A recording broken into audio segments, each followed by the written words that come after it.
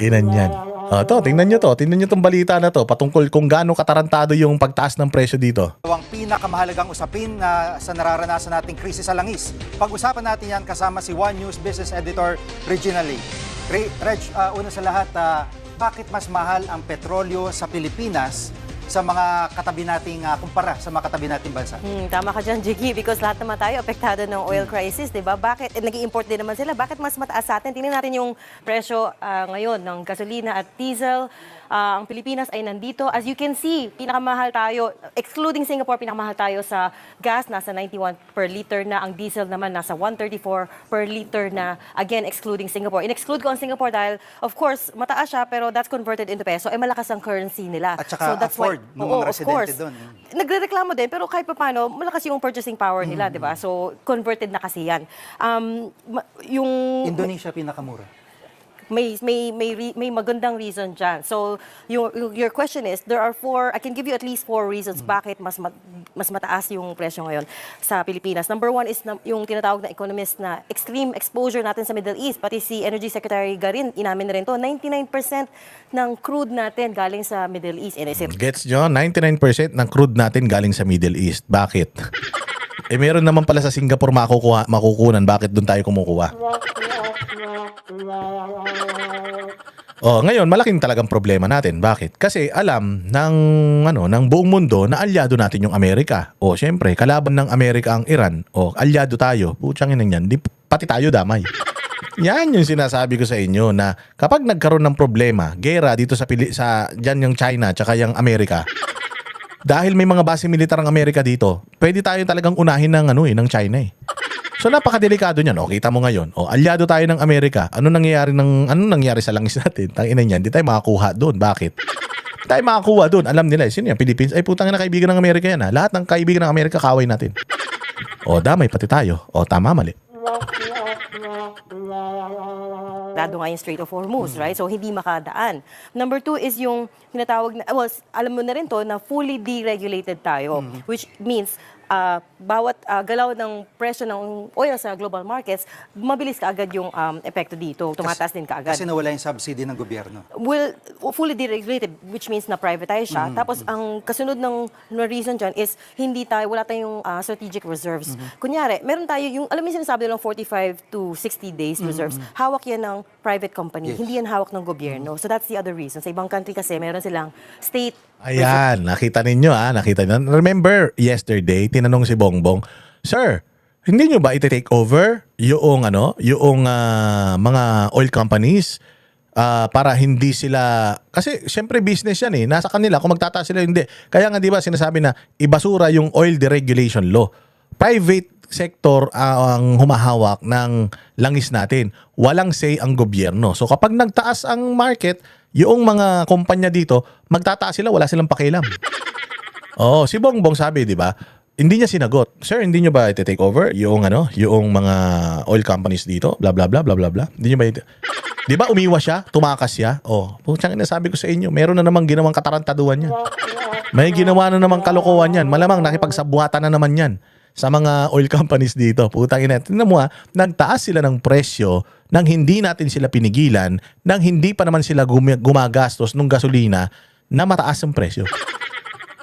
Ay na talaga tong pamilya na to. Ikaw talaga, BBM, ikaw talaga matindi talaga ang Ibang klase ka talaga, mukhang pera ka talaga. Reserves, yung gobyerno mismo. Pangatlong reason is of course yung peso. We've seen it depreciate continuously. Tapos today, nagsarado siya sa 60.23, malapit na malapit sa record low. And pangapat na reason is yung budget natin. Masyado maliit yung fiscal space na tinatawag nila. So hindi tayo makapagbigay ng mas malaking ayuda at this point, ng mas malaking targeted subsidies at this point.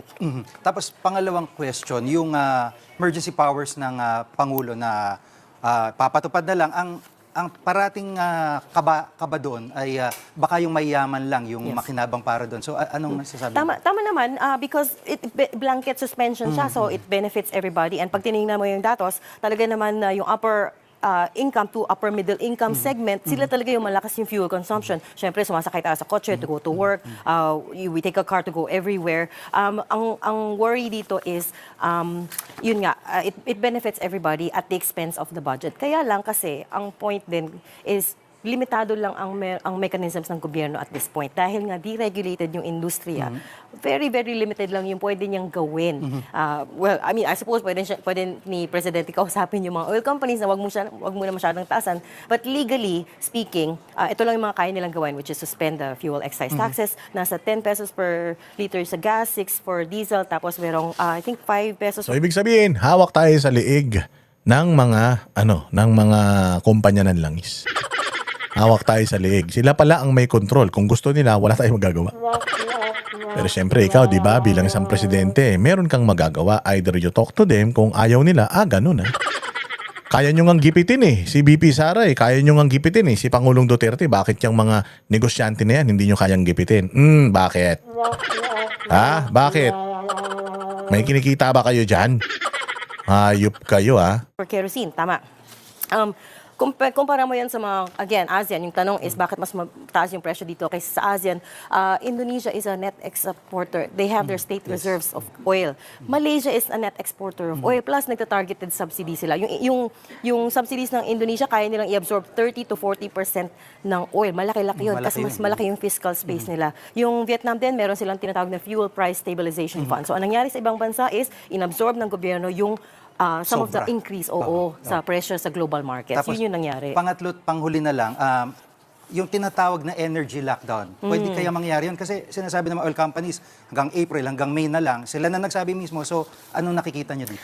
Yun na nga of course, at this point, yung government is trying to reassure the public na meron pa naman supply, wala pa naman silang ganung protection na baka umabot tayo sa energy lockdown. Having said that, nangyari na to in the past. No? Noong 1973, tingnan natin, 1973 oil crisis. Hindi pa ako pinapanganak noon. But, we studied this kung saan nagpatubad ng fuel rationing nga. So, maaring dumating tayo sa puntong ito if this war drags on. Meron din car-free Sundays or driving ban sa ibang European crisis at that time. Kasi nga, yung pinapili ng ibang European countries na, choose a day when you can go carless. Which is, parang ito yung tinatawag na mass conservation efforts, right?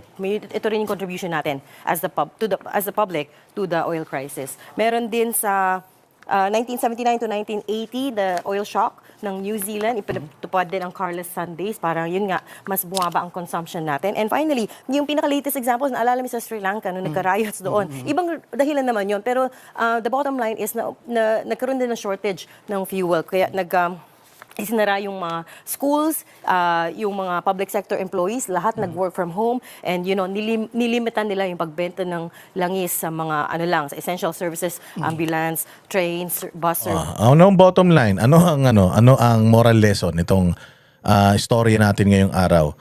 Ang moral lesson is ito yung mga posibleng kakaharapin natin in the near future. Sinasabi ni Donald Trump na nakikipagkasundo na sila sa Iran. Sinasabi din ng Iran na no, hindi kami nakikipagkasundo. Sinabi ng Iran that they are prepared for a full-scale war ng mahabang panahon. So, hindi natin sure kung hanggang kailan itong pagbobombahan ng mga hudas na yan.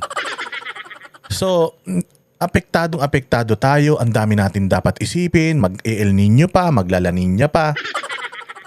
Wala na makain mga Pilipino. Magkakaroon pa ng pagtaas ng mga presyo. So, hindi ba dapat yun yung inaatupag natin? Hindi ba dapat itong impeachment ni VP Sara, na natin yan? Tablahin na natin yan. Let us just leave it to the people. Kung iboboto ba nila si Inday Sara sa 2028 or hindi?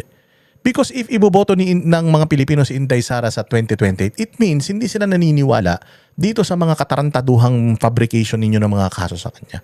Ngayon, kung sa tingin ninyo na ang mga tao ay naniniwala na magnanakaw talaga ito si Inday Sara, I am pretty sure. Kahit mag-concert si Inday Sara araw-araw, hindi yan iboboto ng tao. So, alam naman natin na itong impeachment ni VP Sara dahil ayaw nyo lang siyang tumakbo sa 2028. Alam nyo, pinakamaganda, focus tayo dito sa problema, tapos humanap kayo ng isang tao na kaya nyong itapat kay Inday Sara. Yun lang naman Ganun naman yun Yan naman ang demokrasya Huwag nyong dayain yung eleksyon. Kung sa tingin ninyo, naniniwala kayo sa mga sarili ninyo na napaniwala nyo ang tao na magnanakaw si Inday Sara, then dun natin tingnan sa botohan kung sino ba talaga ang sa tingin ng tao. Nagsasabi ng totoo, hindi. Di ba? Tingnan nyo. Mga hayop kayo. Puros magnanakaw yung mga tao rito sa Pilipinas. Pati yung mga negosyante, hindi na natin mapagkakatiwalaan. Mga walang hiya. Tapos yung mga nasa gobyerno, umiiwas din. Tapos puro kayo impeachment. Mga walang hiya kayo, mga hayop kayo. At kung nagustuhan mo tong vlog na ito, i-share mo, i-like mo, at pakulay ka naman. Hirap-hirap ng buhay, taas-taas ng presyo ng diesel. Gusto ko nang bumili ng EV. Nag-uusap na kami, bumili na kami lahat ng EV. Kaya lang ganun din. Pag naubos din ang stock natin ng langis, puta ragis yan. Wala rin tayong kuryente. Wala rin. Bibili na lang ako ng bisikleta. Maraming salamat mga bateteros. Kita-kita tayo ulit sa susunod na vlog. Kami ang boses ng masa, hindi natatakot. Katotohanan lang, di kami nalulunod. Walang bahid ng sismis, lahat ay totoo. Kahit sino ka pa, pag mali ka babanatan ka. Walang pinipiling kulay, wala kaming kinikilingan. Basta para sa bayan, kami lalaban. Pagdama palakpakan, pag mali banatan. Di matitinag, di matatakot, para sa bayan tuloy ang sigaw. Sa harap ng kamera, walang halong takot. Mga baluktot, lahat kayo'y tutumba. Ang hustisya at totoo, yun lang ang mahalaga. Kahit sinong harang, di kami matitinag. Walang pinipiling kulay, wala kaming kinikilingan. Basta para sa bayan, kami lalaban. Pag tama palakpakan, pag mali banatan. Di matitinag, di matatakot, para sa bayan tuloy ang sigaw. Kung nasa tama ka, ikaw ay aming kasama. Pero pag mali ka, handa ka na bang mabasag? Banateros kami, walang inuunan, dahil bayan muna bago ang sarili.